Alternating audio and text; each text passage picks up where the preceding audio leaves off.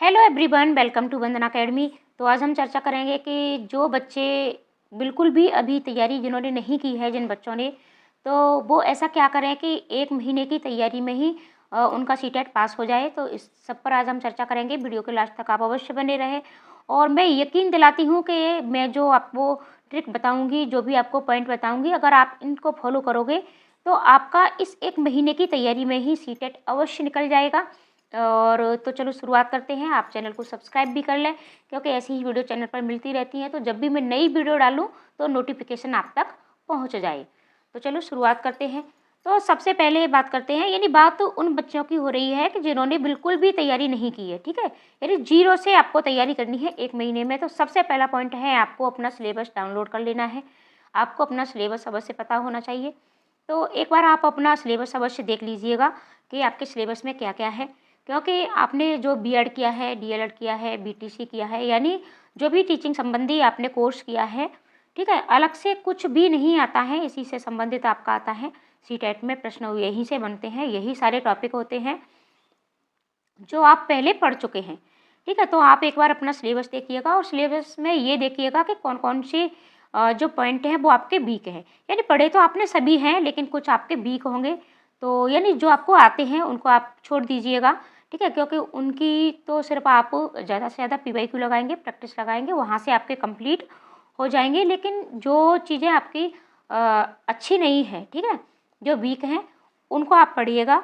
और जैसे आपको कुछ महत्वपूर्ण टॉपिक अवश्य पढ़ने हैं। जैसे मैं आपको बता दूं कि सीडीपी की बात करते हैं, तो सीडीपी में आपके महत्वपूर्ण टॉपिक हैं, जैसे कि आपकी समावेशी शिक्षा है। समावेशी शिक्षा से संबंधित आपको अवश्य पढ़ लेना है एक बार, ठीक है। अगर आपने कोई भी बुक नहीं लिया, कोई बात नहीं, आप गूगल से डाउनलोड कीजिएगा, कोई भी अच्छी सी वीडियो देखिएगा समावेशी शिक्षा पर, और वहाँ से आप उसको देख करके उस टॉपिक को पूरा करिएगा। फिर है जैसे आपका एनसीएफ 2005 है, आरटी एक्ट 2009 है, ठीक है। बाल विकास के कुछ सिद्धांत हैं आपके, कुछ अधिगम अक्षमताएँ हैं, जीन प्याजे हैं, कोहल वर्ग है, ठीक है, बायगोस्की हैं, गिलगन है। ये कुछ महत्वपूर्ण टॉपिक हैं, तो इनको आप नोट करिएगा और इन्हें फिर आप पूर्ण करिएगा ये इस तरीके से। ईवीएस में आपके ज़्यादा कुछ नहीं पूछा जाता है, एक बार, ठीक है। आप चाहें तो मात्र 1 दिन में ही, मात्र ज़्यादा टाइम नहीं लगता है, आप 1 दिन में ही 3rd, 4th और 5th की एनसीईआरटी बुक्स पढ़ सकते हो ईवीएस के लिए। और 1 दिन में आप इन्हें पढ़ सकते हो क्योंकि ये ज़्यादा इतनी बड़ी भी नहीं है और बोरिंग भी नहीं है, बहुत इंटरेस्टिंग है। आप पढ़ोगे तो आपको बहुत ही ज़्यादा अच्छी लगेंगी। और यहाँ से आपके सीधे सीधे एनसीईआरटी से आपके 15 नंबर बनते हैं, ठीक है। 15 नंबर आपके अवश्य पूछे जाते हैं। 15 नंबर आपके पेडागोजी पर आधारित होते हैं। तो पेडागोजी की क्लासें आपको कल से शुरू हो रही हैं, सभी सब्जेक्टों की पेडागोजी की क्लासें शुरू होंगी। आपको ईवीएस की भी दी जाएगी, ठीक है, मैथ की भी दी जाएगी, सीडीपी की, और साथ ही साथ आपको टैग बर्ड्स भी दिए जाएंगे, नेगेटिव पॉजिटिव। तो आप चैनल पर बने रहें। और अगर आप कहीं से भी कर सकते हो, दूसरी जगह से, आपको जहाँ से ठीक लगे, आप पेडागोजी पर थोड़ी सी पकड़ बनाइएगा।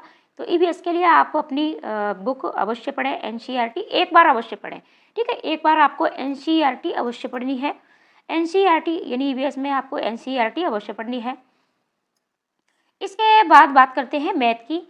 तो मैथ में भी आपके 15 नंबर पेडागोजी से संबंधित पूछे जाते हैं। तो मैथ की भी पेडागोजी आप एक बार अवश्य पढ़ें और नेगेटिव पॉजिटिव पॉइंटों को भी अवश्य पढ़ें। नोट कर लें आप प्रत्येक सब्जेक्ट के, ठीक है, प्रत्येक सब्जेक्ट के आपके, चाहे सीडीपी हो, ईवीएस हो, मैथ हो, ठीक है, और जो भी है आपकी भाषा है और लैंग्वेज, तो इन सब के आप टैग वर्ड्स, ये ऐसा होता है ज़्यादातर टैग वर्ड्स एक जैसे ही होते हैं, लेकिन कुछ टैग वर्ड्स प्रत्येक सब्जेक्ट के अलग होते हैं। तो आप प्रत्येक सब्जेक्ट के टैग वर्ड्सों को अलग अलग नोट करिएगा, पढ़िएगा। फिर ठीक है, पहले आप इतना करिएगा, फिर इनका यूज़ कैसे करना है ये मैं आपको बताऊंगी, ठीक है। तो टैग वर्ड्स को आप अलग अलग लिखिएगा, अलग अलग से। फिर आपको करना क्या है कि दूसरा पॉइंट है कि आपको ज़्यादा से ज़्यादा आपको पीवाईक्यू लगानी है, प्रैक्टिस लगानी है। आपको प्रीवियस ईयर्स के प्रैक्टिस, यानी प्रीवियस ईयर्स के प्रश्न पत्र हैं, उनकी आपको ज़्यादा से ज़्यादा प्रैक्टिस करनी है। आप डेली करनी है, ऐसा नहीं है कि सिर्फ आज ही आपने की है। और आपको ऐसा नहीं करना है कि आज आपने कोई प्रश्न पत्र लिया, सिर्फ आपने आज उसको पूर्ण कर लिया, फिर कल आपने दूसरा लिया, परसों आपने तीसरा लिया, ठीक है। आपको डेली इस तरीके से एक प्रश्न पत्र लगाने तो आपको सभी हैं, लेकिन प्रैक्टिस उसे कहते हैं कि एक ही पीवाईक्यू को कम से कम आपको 3 बार अवश्य लगाना है। ठीक है, ऐसा नहीं है अगर आपने कोई पीवाईक्यू आज लगाया है तो आप कल दूसरा लगा सकते हो, लेकिन जो आपने आज लगाया है उसको कम से कम दोबारा से रिवीजन उसका भी अवश्य करना है कि फिर दोबारा से उसमें आप कितने प्रश्न पत्रों को सॉल्व कर पाते हो। आज कोई प्रश्न पत्र आपने लिया है उसको या तो आप दूसरे दिन ही लगाइएगा, दूसरे दिन नहीं लगा सकते हो तो उसको 2 दिन बाद, ठीक है, 2 दिन छोड़ करके आप उसी प्रैक्टिस को उसी पीवाईक्यू को दोबारा लगाइएगा और ये देखिएगा कि उसमें से आपने कितने प्रश्नों को सॉल्व कर पाए हो, आप पूरा पेपर सॉल्व कर पाए हो या फिर उसमें से आपके कुछ प्रश्न छूटे हैं। और अगर आपके फिर भी छूटते हैं तो आप उसको तीसरी बार अवश्य लगाइएगा। तो ये तो प्रैक्टिस होती है, तो आप ज़्यादा से ज़्यादा प्रैक्टिस लगाइएगा। 1 महीने है, 1 महीने में आप जम करके प्रैक्टिस लगा सकते हो। यानी आप मान के चलिएगा कि आप 18, 19, 20, 21, 22, 23, 24, ठीक है, आप 7 प्रश्न पत्र लीजिएगा और 7 प्रश्न पत्रों को आप 3-3 बार लगाओगे, ठीक है, तो भी आपके पास 21 डेज होते हैं, तो आप इस तरीके से लगा सकते हो। और देखो तैयारी में ये बहुत, क्योंकि 1 महीने की तैयारी है तो मेहनत तो आपको करनी पड़ेगी, बिना मेहनत के कुछ भी नहीं मिलने वाला है, मेहनत तो आपको करनी पड़ेगी। अब बात करते हैं, हमारा पॉइंट हो गया कि आपको अपने टॉपिक अवश्य देखने हैं, टॉपिकों के अनुसार आपको उन टॉपिकों को पढ़ना है और जो भी आपने टॉपिक पढ़े हैं उन पर ही आपको प्रैक्टिस करनी है। आप इस तरीके से भी प्रैक्टिस कर सकते हो, जैसे आज आपने समावेशी शिक्षा पढ़ी है तो समावेशी शिक्षा पर ही आप प्रश्नों को लीजिएगा, तो उससे संबंधित प्रश्न किस तरीके से पूछे जाते हैं सारे प्रश्नों को सॉल्व करिएगा। और आप मान के चलिएगा कि फिर आपने एनसीईआरटी 2005 लिया है तो उस पर सारे प्रश्नों को देखिएगा। अगर आपने जीन प्याजे को लिया है तो जीन प्याजे पर सारे प्रश्नों को देखिएगा, इस तरीके से प्रश्नों को सॉल्व करिएगा और एनसीईआरटी के भी प्रश्नों को सॉल्व करिएगा। एनसीईआरटी की अगर आप बुक नहीं पढ़ना चाहते हैं तो आप वन लाइनर पढ़ सकते हो, वन लाइनर पर भी क्लासें दी जा चुकी हैं। और अगर आपने नोट्स बनाए हैं, कहीं से आपने लिए हैं, बाई किए हैं, तो आप वहाँ से भी पढ़ सकते हो। अगर आप एनसीईआरटी नहीं पढ़ सकते हो तो आपको कम से कम वन लाइनर भी आपको 2-3 बार अवश्य पढ़ना है, क्योंकि वन लाइनर एक बार पढ़ने से वो मतलब दिमाग में इतना हमारा फिट नहीं होता है। एनसीईआरटी हमारी दिमाग में अंकित हो जाती है, फिट हो जाती है, लेकिन वन लाइनर ऐसा नहीं होता है। वन लाइनर सिर्फ हमारा रिवीजन के लिए होता है, ठीक है, तो आप उसे भी पढ़ सकते हो। एसएसटी के लिए भी और math science, SST math science के लिए भी आप ये कर सकते हो कि आपको एक बार, ठीक है, एक बार आपको एनसीईआरटी अवश्य पढ़नी हो। साथ ही साथ प्रैक्टिस तो देखो जमकर करनी ही करनी है। अगर बिना प्रैक्टिस के आप चाहो कि आपका सीटेट क्लियर हो जाए तो नहीं होगा, कैसे भी नहीं होगा, ठीक है। इसलिए आपको प्रैक्टिस तो प्रत्येक सब्जेक्ट की अवश्य करनी है। अब बात करते हैं कि आपको एग्जाम में, ठीक है, नंबर सबसे ज़्यादा कहाँ से मिलेंगे। तो नंबर देखो, मैं आपको बता दूं कि अगर आप 1 महीने की तैयारी कर रहे हैं तो आप अपनी जो भी भाषा है, भाषा पर ज़्यादा ध्यान दीजिएगा, क्योंकि एक तो भाषा का जब भी आप सीटेट में सॉल्व करते हो तो वहाँ आपका टाइम ज़्यादा लग जाता है, क्योंकि आपके पास 150 प्रश्न होते हैं, 150 ही मिनट होती हैं। और भाषा के सेक्शन में जो भी आपके गद्यांश पद्यांश आते हैं उनको पढ़ने में, फिर वहाँ से पढ़ने के बाद प्रश्नों को छांटने में बहुत ज़्यादा समय लग जाता है। तो आप पीवाईक्यू भाषा का डेली लगाएं, ठीक है, भाषा की प्रैक्टिस आप डेली करें। और जितनी ज़्यादा आप करोगे तो वहाँ से क्या है कि आपको एक तो जल्दी से जल्दी आप रीडिंग करना सीख जाते हो, आप जल्दी जल्दी रीडिंग करना सीख जाओगे और गद्यांश पद्यांशों को, और वहाँ से प्रश्नों को छांटना भी सीख जाओगे। और आपको हिंदी पेडागोजी पर प्रश्नों को गद्यांश काव्यांश से किस तरीके से छांटते हैं, किस तरीके से आपका टाइम की भी बचत हो जाए, इस सब पर वीडियो मैंने आपको दे दी है, आप वहाँ से भी देख सकते हो। लेकिन गद्यांश पद्यांश की आपको डेली जम करके प्रश्नों को छांटना सीखना है। और इसके साथ साथ भी भाषा पेडागोजी की भी क्लासें दी जा चुकी हैं, वहाँ से भी आप उन्हें देखें। और भाषा पेडागोजी पर पकड़ के लिए, ठीक है, आपको प्रैक्टिस इसकी भी लगानी है। तो जितनी ज़्यादा आप प्रैक्टिस लगाते जाओगे, जितनी ज़्यादा आप प्रैक्टिस करोगे, तो प्रैक्टिस करने से क्या होगा कि प्रैक्टिस करने से आपकी पेडागोजी पर भी पकड़ बनती है। जितने ज़्यादा आप प्रैक्टिस लगाते हो, डेली डेली लगाते हो, तो प्रैक्टिस से आपकी पेडागोजी पर भी पकड़ बनती है। और भाषा की प्रैक्टिस में पेडागोजी में ज़्यादा इतनी कठिन भी नहीं होती है।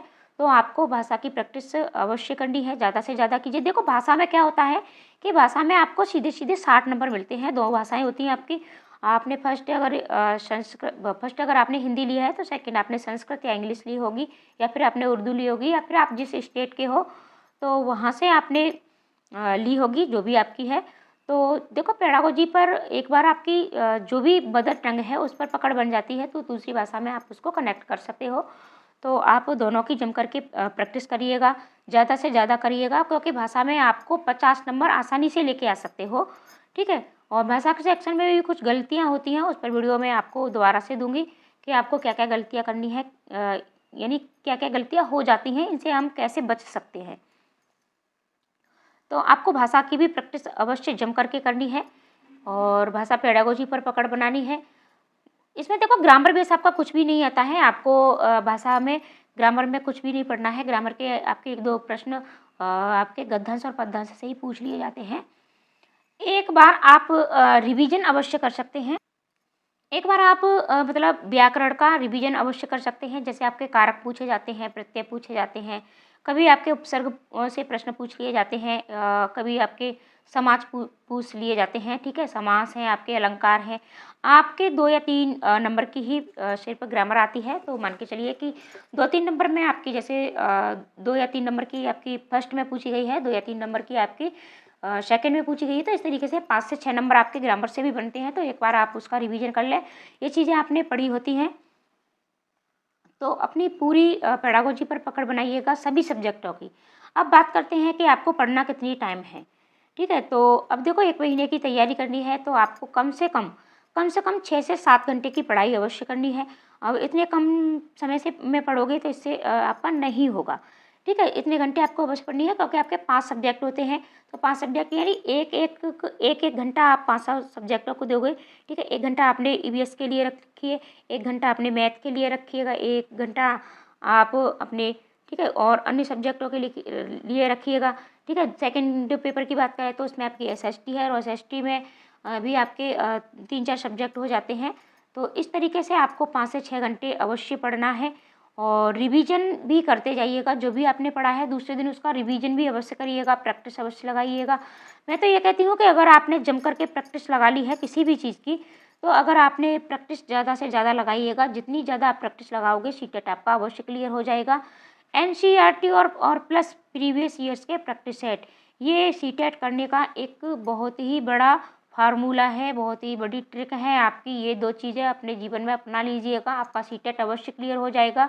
तो मिलते हैं अगली वीडियो में अगले टॉपिकों के साथ, ठीक है। ऐसी ही मोटिवेशन वीडियो आपको मिलती रहती है चैनल पर, तो वीडियो को शेयर भी कर दें, लाइक कमेंट करना बिल्कुल ना भूलें।